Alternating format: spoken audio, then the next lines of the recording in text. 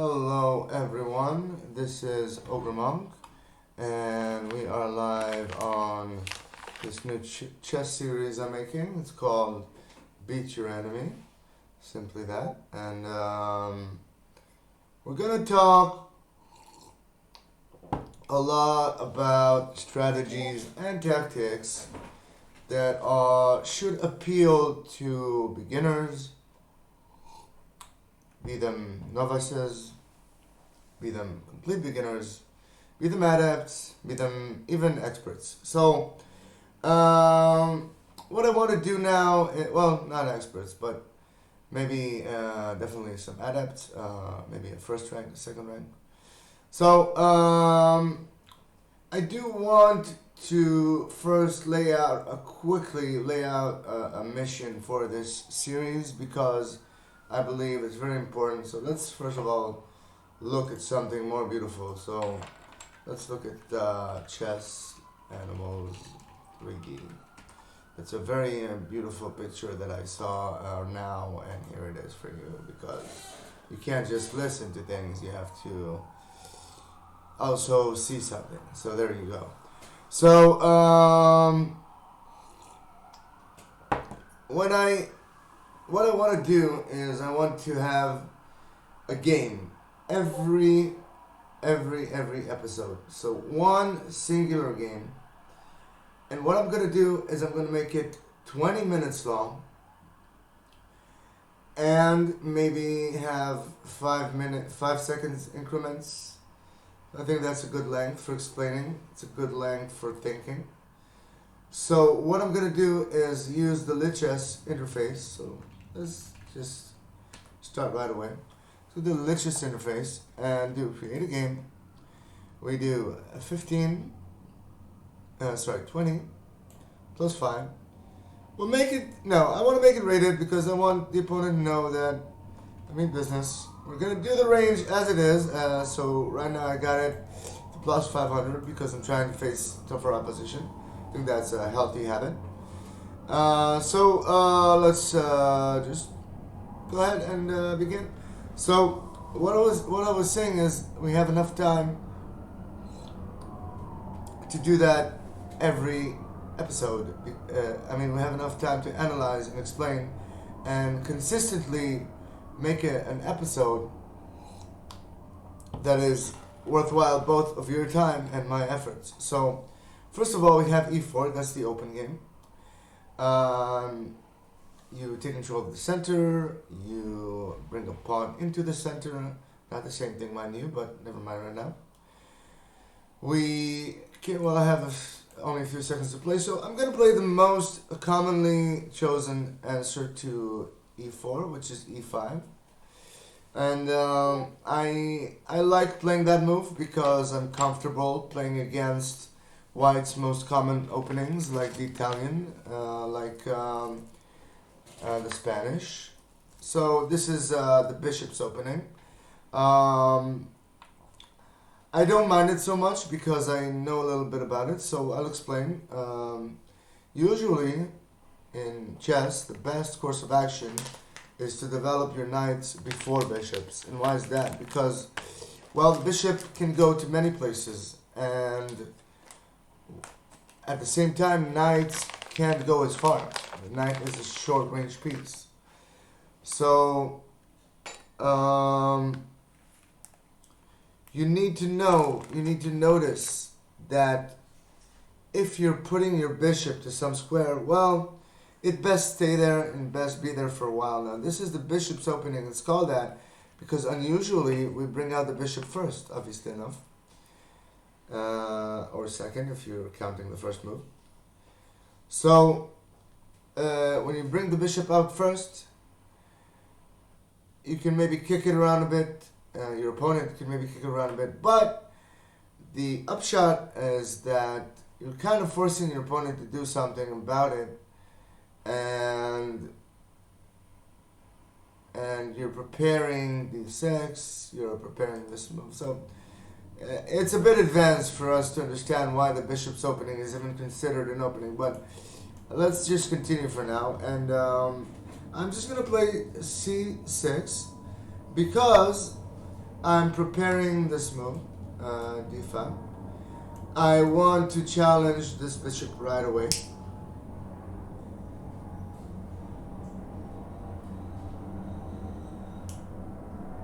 And I can even do so after this move, knight f3, because I can attack the bishop, and while this pawn is attacked, this bishop is of higher value than this pawn. So I'm gonna make the bishop do something about it anyway. So of course we have to calculate. This pawn can take this pawn. This pawn can take this pawn. If this bishop takes here, the queen takes it. So either way, the bishop has to move. So the bishop will probably move here to give a check because that gains time. But I'm not worried because once I play knight here, which is the natural move, well, he didn't play this, but once I played knight here, which is the natural move, it defends this pawn. And if you take it, maybe I'm not bothered. Maybe I just play this, and once he retreats, I play this. Or if he takes, I simply take. And well, he wins some material, but I win a lot of time. I think still that was the best of course of action for him. So since he did not play it, I will gladly jump on the opportunity to defend this pawn and develop a knight, beautiful knight, on the beautiful c6 square.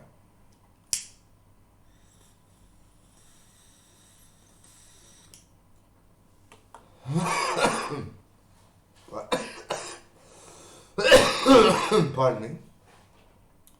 Smoking some tobacco, but it's not good for you, but I've never been a smart man. So over here, you just move the pawn. That's a very weak move.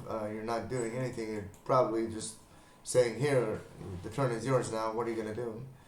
Which is not very good in chess or any turn-based game, as a rule of thumb anyway. So I'm just going to develop. The question is, do I want my knight here? Do I want my bishop here? Do I want my bishop here? All three options seem promising. Since we have knights before bishop's principles, let's go by that and develop the knight. So the knight now defends this pawn. So we have two defenses on this pawn. So this means already a few things. This means this queen or this knight can move at any time without this pawn being taken. Also, this knight can jump here. It can't jump here now, but maybe in the future. Jump here. So I'm not thrilled by the position, but it's definitely, I assess, better for black. And maybe even by a great margin of 1 pawn or so. So maybe that's a slight exaggeration. So what I'm going to do now is I'm going to probably develop my bishop. This one I'm hovering over, because I really want to get castling too. This move is really beautiful. Maybe moving it here is better. I don't know. Maybe playing this is better. Let's consider this move because it breaks a few principles. First of all, you do not want to make too many pawn moves in the opening. You want to develop your pieces. Second of all, you're making your center less flexible. So that's a term we'll get to later. But if it's less flexible, if it's 2 pawns next to each other, one of them can advance at any time. But if I move this pawn here, then this pawn is dependent on this pawn. And this pawn, well, it's a backwards pawn and it's vulnerable. But we have to consider the tactical implications of this move because it's a forcing move. And chess, as someone said, is 99% tactics, 1% strategy. So if we play this, what can white tactically answer? And that's a very simple question. Just what can he do about the threat to this knight? Well, he can move it here, but then I take it, so that's not the window. So he can probably, well, what about here? So that's not even annoying because he doesn't have it. I just kick it back. So all things considered, especially considering that he will not have control over these squares, I believe that this is the best move in the position. So The knight will probably will retreat here if he's smarter here. But either way, it's fine for me, and I have time to castle. I'm not worried, so can just chew on my tobacco a little bit.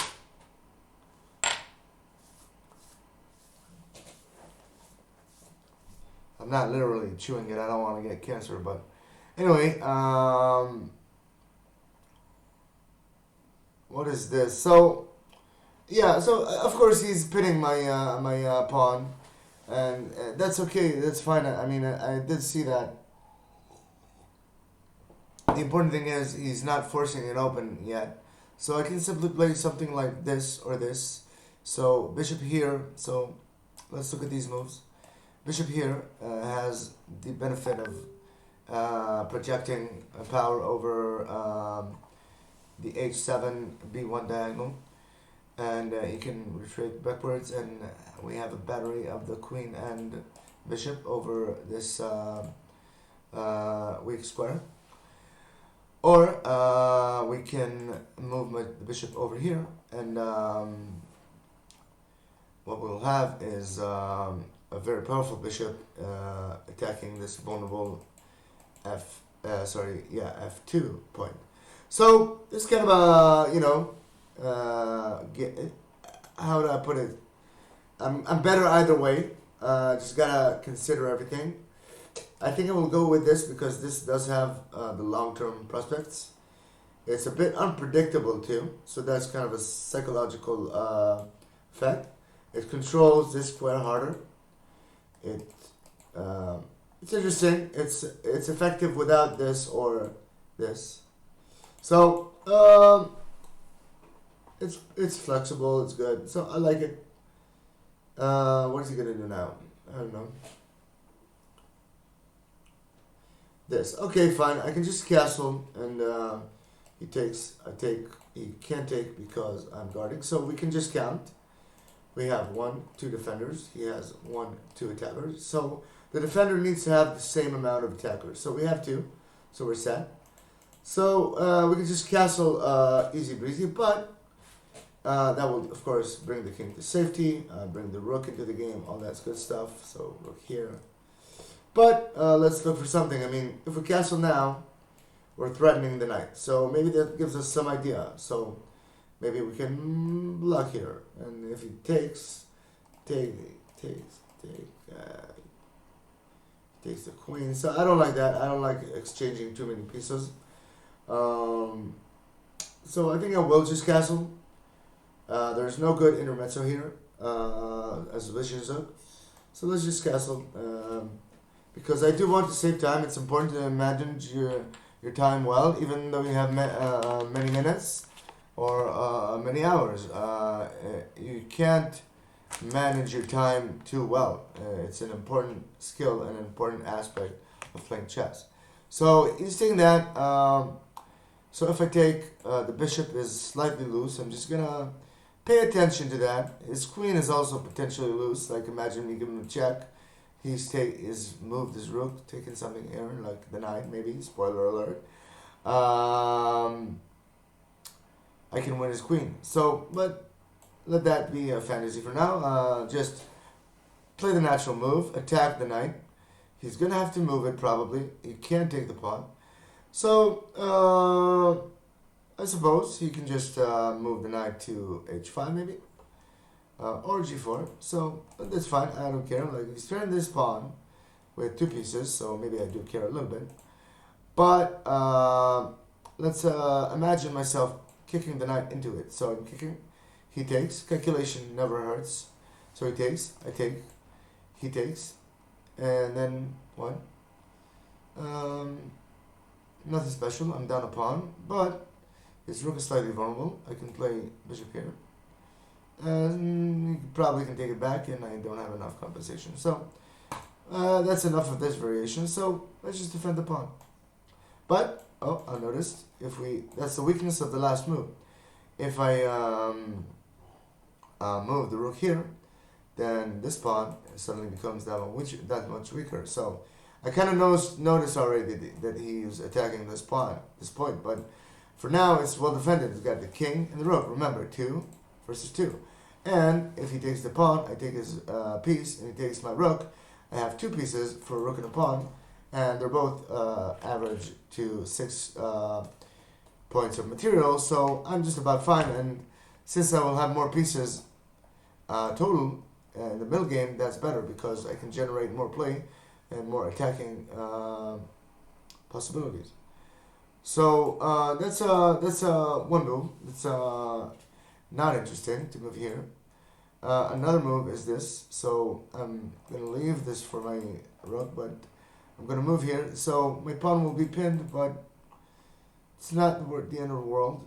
And I'm protecting my vision. And then let's get another candidate move because I feel uncomfortable getting my queen in the same line with the rook. So, can I defend this pawn some other way? No. So let's think about kicking the knight again. Computers think about variations over and over. So why shouldn't I? So he takes. Let's evaluate my situation then. So he takes. Sorry about that. He takes. I take. He takes. Then I can move my rook here. And then he has to give up the file. You know what? Since this is like a game for fun and for kicks, I'm going to play the suboptimal move. But I'm going to show you that material is not everything in chess. I'm going to hopefully win. And if material is not everything in chess, well, what is? There are quite a few aspects. First of all, there's space. So, if there's space, a lot of space to control, and the opponent doesn't have that space, well, you have an advantage. In chess, maneuvering pieces is not trivial. So, if you have a lot of maneuvering places, your game is more comfortable. So that's one thing. The space, you have time. So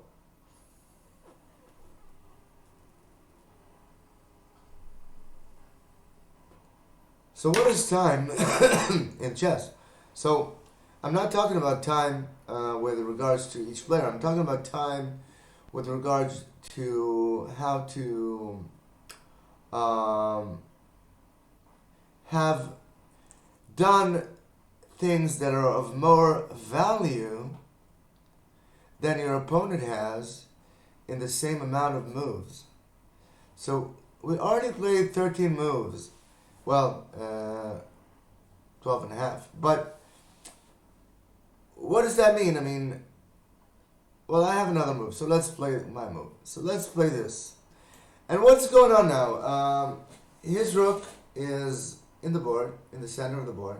Is that a good thing or a bad thing? Well, White argues it's perhaps a good thing. If maybe, no. Well, he doesn't.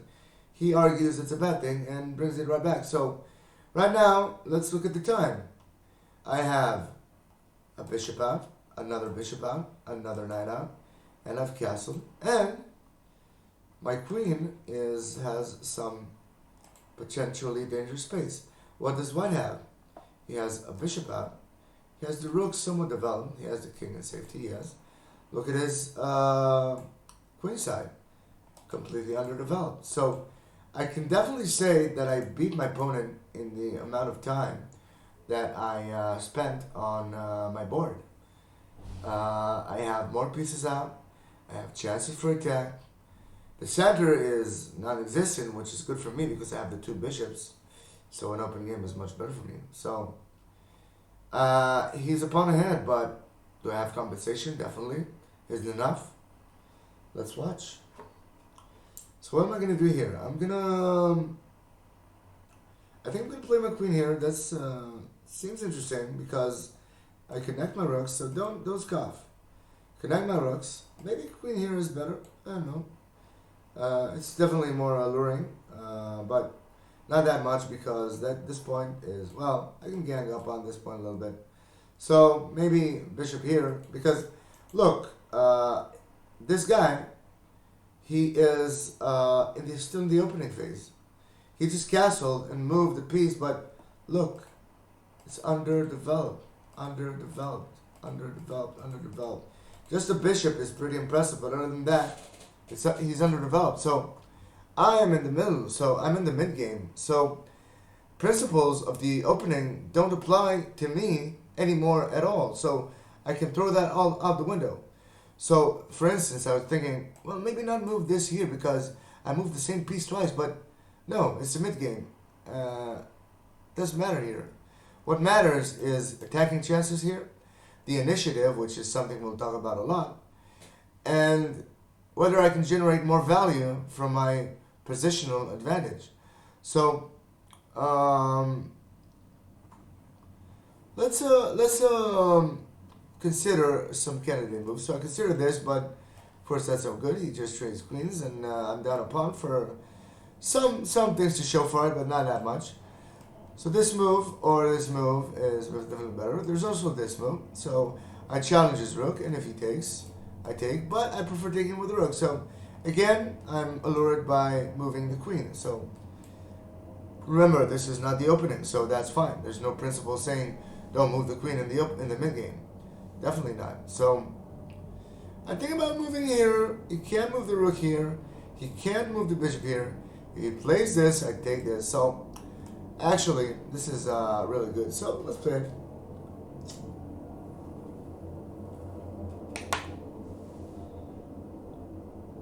Oh, I dropped the bishop. Okay, so I got a little ahead of myself, but I lost a piece. But I've come back from worse. See, I make mistakes. That's why I'm only 1638. I'm not the best player. But live and learn. So he didn't take the bishop. So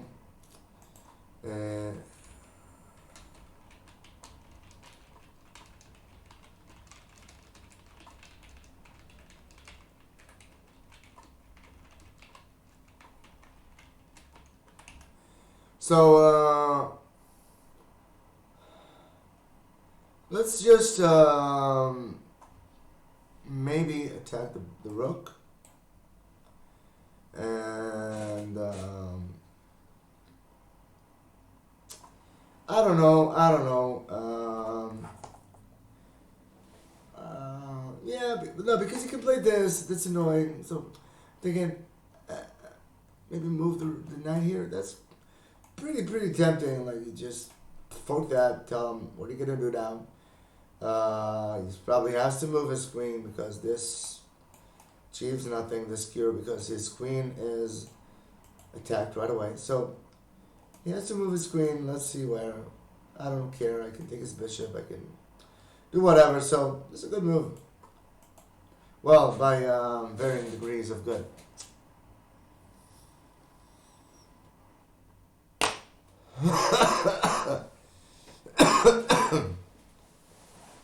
Put that in your pipe and smoke it. Okay, so he moves the screen here. Immediately, I notice that this point here is a good point for a fork. If I can, slam it there without being taken by the rook. Let's see if I can work towards it. So, first of all, let's step back. He moved the queen here, so he's threatening this knight, obviously. It's defended, but it's still something to keep in mind. Is he threatening something else? Well, what can he do really? He can't take the knight. He can't take the pawn. Moving the rook here or here, anywhere here or here, is not of great consequence. Well, here, let's talk about this. Here he skewers my knight and bishop. I'll need to defend the bishop once more, so the knight once more. So maybe I can play this in the future. So let's prepare it by doing this. That's a great move. Fantastic. So I'm getting another rook into the story, and at the same time, I'm preparing bishop c5. So this is going to be a great addition to my artillery here because I'm starting to put fire on this point, on this weak point. Then I'll start to, threaten some juicy things like this maybe, and well, not yet, but yeah, it's getting there. It's getting there. We're cooking.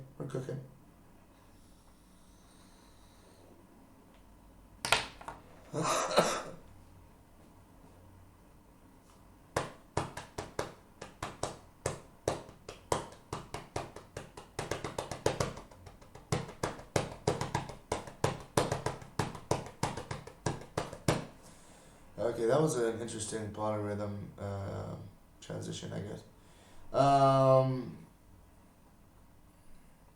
What now? So he's just, centralizing his queen. That's good. It's a good move. He's just adding a little support to this, but his queen's vulnerable there. So, I mean, I can just attack it, and he can only move his queen again. So I'll do it without thinking because, first of all, my king has a flight square. So if he takes twice, that's not checkmate. So that's first thing.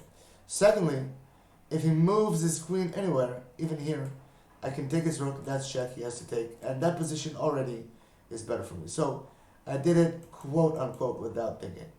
So I thought very quickly, but to the untrained eye, it may seem like a blitz move, but I'm no Patzer. I know how to think. So he's trading 2 rooks for a queen, which is good material-wise because, okay, I think he thought that was a back row mate, and now he blundered, and he's gonna, I'm not sure, but he does have 2 rooks for the queen, but in this position, it's not good because, first of all, his extra material, the rook, the knight, and even the bishop, all these guys here, they're on the back row. They're not active. So the extra rook he has, as opposed to the power of the queen, isn't coming into play. And in fact, most of his army's forces isn't coming into play. So now I just got to checkmate him. So let's start with the check. Oh, no, sorry. So I can't start with the check here, but I can prepare it maybe. I can maybe sack here. That's pretty interesting. Let's do that. So I feel confident enough in my abilities that if I sack this knight, I'm going to kill him very soon. But don't try this at home. Like, try to calculate.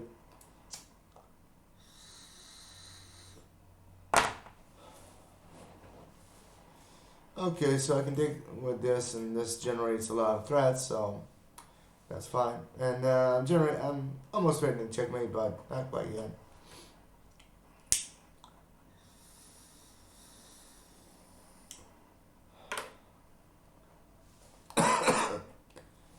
So let's tell him something, my friend.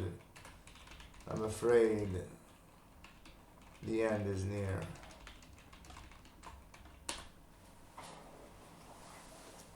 What's his name? Ali said. Ally said. Who cares what Ally said? Let's give him checkmate, man. So, yeah, he's going to defend this. It's not a problem, but I'm going to checkmate him some other way.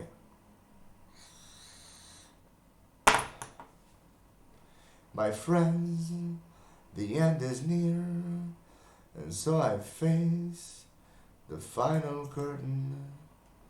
And though there's something clear, and what I said will be uncertain, I've lived a life that's full, and though I live not in a shy way, what's more than this, I did it my way. Mistakes, I've made a few, and though I face the final curtain, I think that I will bloom just as I step the final certain. And though you tell me still that I should not abuse the highways, What's more than this? I did it my way. Slicha. I'm singing and it's a bit late, so obviously my father is annoyed. Anyway, I'm just taking some material, some abusing this guy a bit. What am I gonna do? Well, that's it for this series, I guess. I mean, I just gotta finish him off, but that's kind of a forgotten conclusion. I'm gonna do it on cam anyway, so you don't tell me that I can't play or whatever, that I'm using a computer or whatever. What else did I want to say? Well, this is just the first series, and I believe I've given you a great deal of understanding, assuming you know the rules of chess and have been around a bit to know notation and so forth. Now, what can I do to just finish him off real quick? I mean, this move is obviously the first candidate move, but I gotta make sure I don't get mated here somewhere, so that's gonna be embarrassing. So, here, here.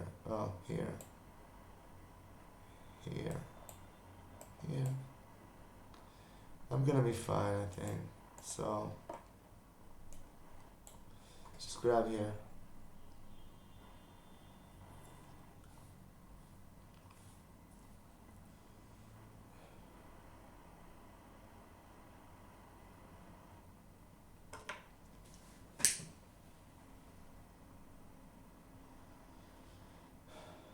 So he's taking his sweet time, which he should, because if there's a critical position in chess, this is it. I mean, this is a critical position, because if you can't land this checkmate, well, I got an advantage. Not that much, just by a pawn, but the queen rules so supreme over the tiny pieces that it's just a matter of time until I get, some sort of advantage and just crush you. So start with this check, because forcing move definitely makes his position worse in some way, because if he blocks with the pawn, that's no good, obviously. But if he moves his king, well, then I can penetrate somewhere over there.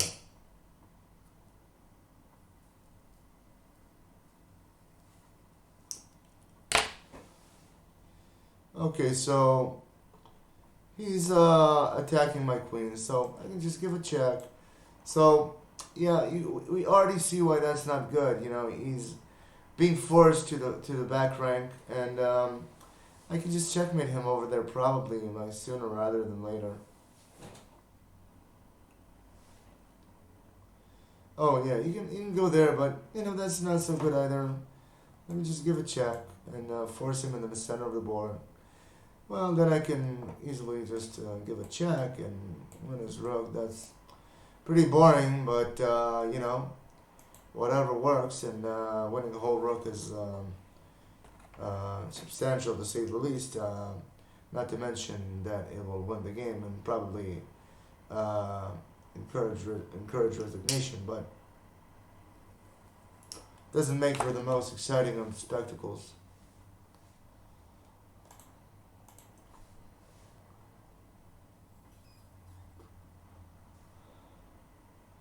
Not in a shy way. What's more than this? I did it my way. Mistakes, I've made a few.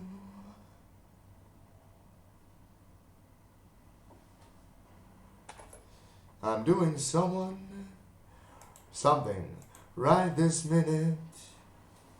I'm playing chess with fools who won't resign till the last minute. Okay, they resign. Let's give them a rematch. Okay, guys, thank you. I've been Ogrmonk, and you're encouraged to send me comments or encourage me in any way. So, thank you, and we'll see you soon.